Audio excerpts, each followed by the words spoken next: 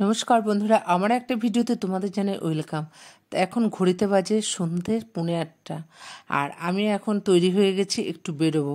আর কোথায় বেরোবো, কেন বেরোবো সেটা বলছি তোমাদের যেতে যেতে। তবে আমি এখন ভীষণ খুশি। তা চলো যেতে যেতে বলি। তা দেখো, বাড়ির গেটের সামনে গাড়ি এসছে আর গাড়ির ভেতরে মা বসে আছে। তা আমিও এখন গাড়ির ভেতরে যাব, ঢুকবো আর কি। তা এখন মা আর আমি যাব এয়ারপোর্টে। তাই এয়ারপোর্টে যাচ্ছি মেয়েকে আনতে। মেয়ে আজকে 4 মাস বাদে বাড়িতে আসছে। ওর সেমিস্টার শেষ হলো, আর কোনো সময় আনতে যেতে হয় না। ও সকালে ফ্লাইটেই আসে, এয়ারপোর্ট থেকে নিজেই ওলা বুক করে বাড়ি আসে। কিন্তু এবার না সকালের টিকিট পায়নি, পেয়েছে বিকেলের টিকিট। সন্ধ্যে 6:30টায় ব্যাঙ্গালোর থেকে ছাড়বে। তাই এখানে এসে 8:30টার পরে আসবে। এর জন্য আমি আর মা আনতে যাচ্ছি। ওর বাবা যেহেতু দোকানে রয়েছে। আর দেখো, কথা বলতে বলতে এই এয়ারপোর্টে চলে আসলাম। আর মনে খুব আনন্দ হচ্ছে গো, কতদিন বাদে মেয়েটাকে দেখব। আর আর ছেলেটা যদি আসতো আরও ভীষণ আনন্দ হতো। আনন্দটা না মানে দ্বিগুণ হয়ে যেত। কিন্তু কি আর করব, ও চাকরি করে, ওর যেহেতু ও তো সবসময় ছুটি পায় না। তা যাই হোক, চলে এলাম এয়ারপোর্টে।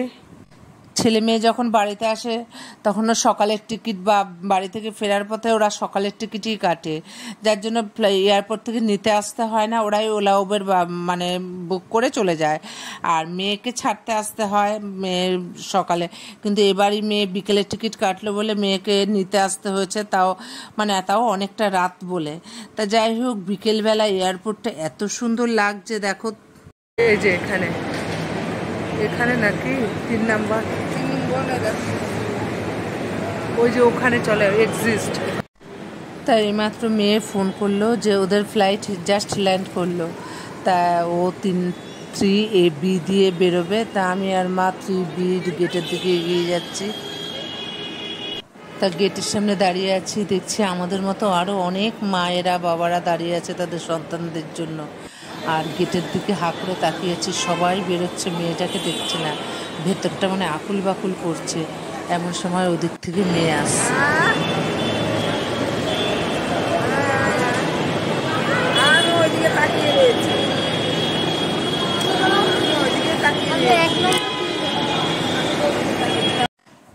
কতদিন বাদে মেয়েটাকে দেখলাম, আগে মনটা ভরে দেখেনি।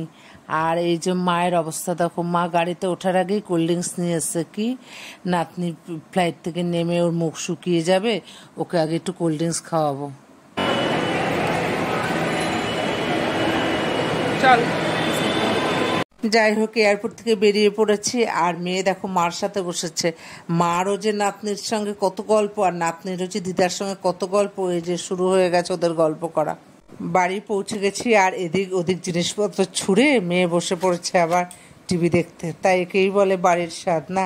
তা যাই হোক, ভিডিওটা শেষ করছি, একটু প্লিজ পাশে